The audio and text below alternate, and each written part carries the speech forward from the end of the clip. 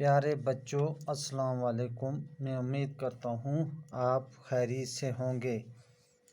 Date 14/7/2021، class 6، subject Urdu.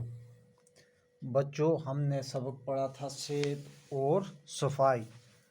پہلے ہم نے سبق پڑھا، پھر اس کے بعد ہم نے اس کے 5 سوال کیے تھے پچھلی کلاس میں۔ کیا کیے تھے؟ 5 سوال۔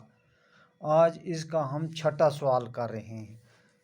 تو 6واں سوال ہے، جسم میں پانی کی کتنی مقدار ہوتی ہے؟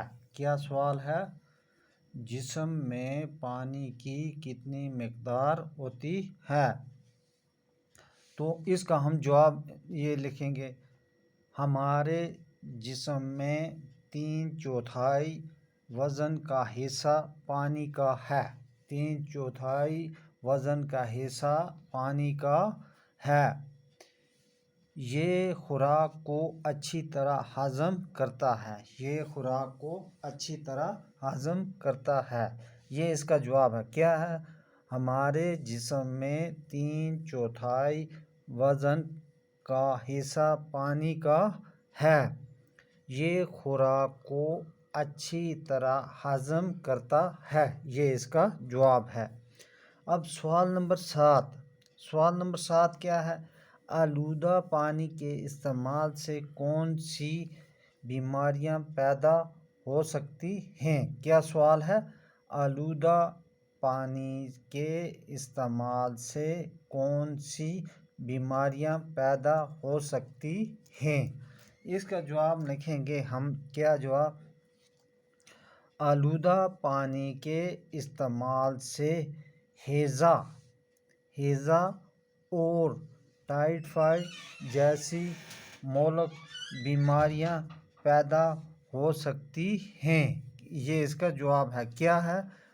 آلودہ پانی کے استعمال سے ہیضہ اور ٹائیفائڈ جیسی مہلک بیماریاں پیدا ہو سکتی ہیں۔ یہ اس کا جواب ہے۔ کس کا؟ سوال نمبر 7 کا۔ اب سوال نمبر 7 ہو گیا۔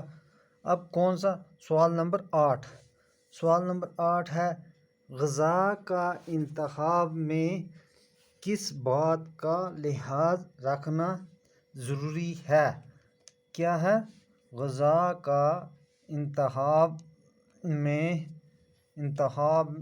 میں کس بات کا لحاظ رکھنا ضروری ہے؟